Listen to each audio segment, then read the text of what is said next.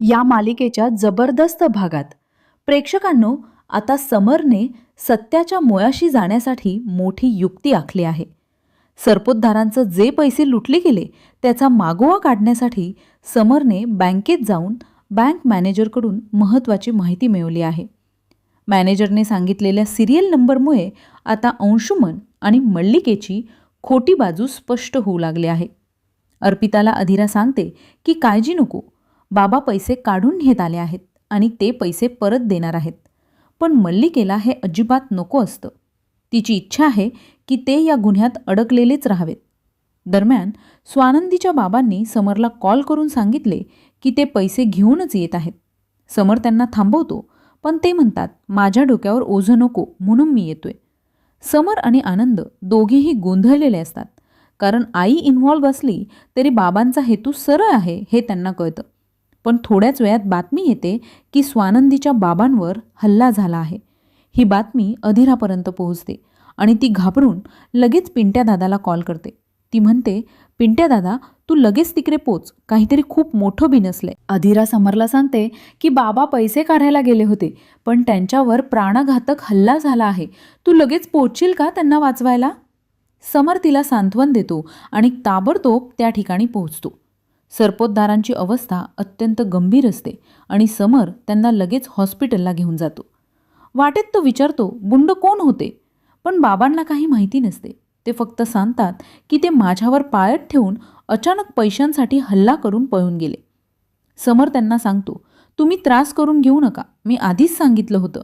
हॉस्पिटलमध्ये पोचवल्यावर आता दुसरीकडे अंशुमनकडे चोरीचे पैसे असतात आणि त्याला मागच्या चुकीची भीती वाटते. सिरियल नंबरमुळे समरपर्यंत सत्य पोहोचेल याची त्याला चिंता असते. अंशुमन, अर्पिता आणि मल्लिकाला सर्व सांगतो.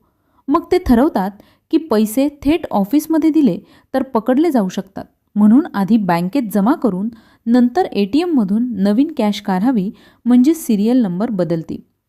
अंशुमन पैसे पिशवीत भरून बँकेत जमा करतो आणि त्यानंतर कॅश काढतो, ज्यामुळे चोरलेल्या पैशांचे नंबर बदलतात असं त्यांना वाटतं.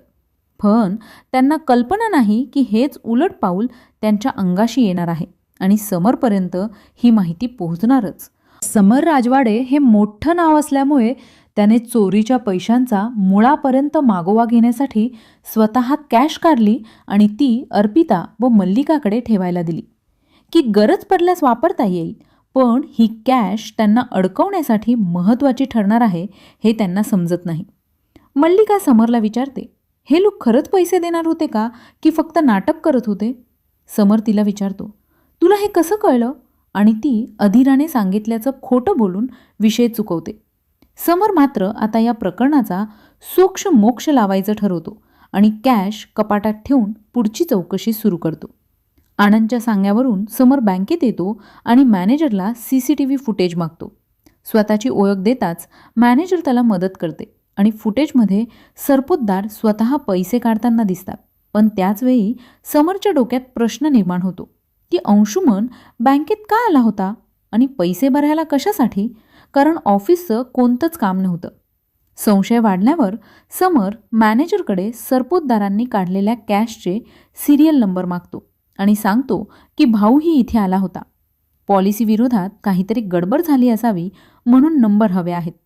मॅनेजर नंबर देते आणि त्यानंतरच खरा प्रकार समोर येऊ लागतो. हे आता समरला स्पष्ट दिसायला लागले की सरपोतदारांच्या घरातून गायब झालेली जी कॅश होती तीच कॅश अंशुमनकडे कशी काय आली? आणि हे कळताच समर एकदम थपकून गेला आहे. तो काहीच प्रतिक्रिया देत नाही, फक्त शांतपणे बँक मॅनेजरकडून त्या सगळ्याची नोंद मागतो. मॅनेजर त्याला व्हॅल्युएबल कस्टमर म्हणून लगेच मदत करते आणि सर्व डिटेल्स देते.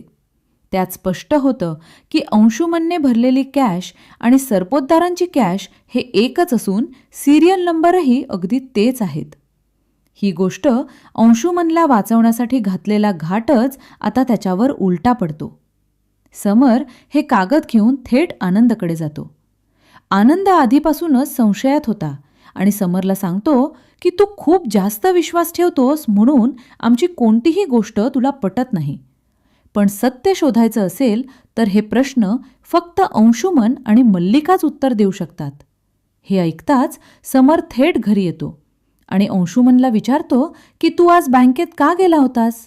अंशुमन गडबडतो, मानेत मान घालतो आणि लगेच मल्लिकामध्ये पडून सांगते की मीच त्याला कॅश काढायला पाठवलं.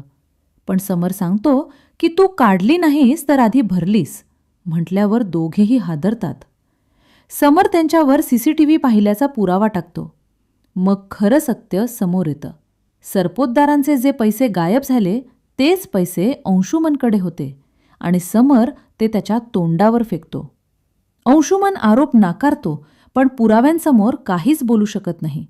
रागाच्या भरात समर त्याला चापट मारतो आणि स्वतःला वाचवण्यासाठी मल्लिकासुद्धा अंशुमनवरच आरोप टाकत आरडाओरडा सुरू करते.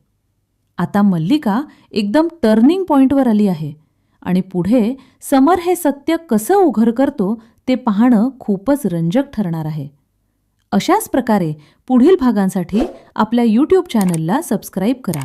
धन्यवाद.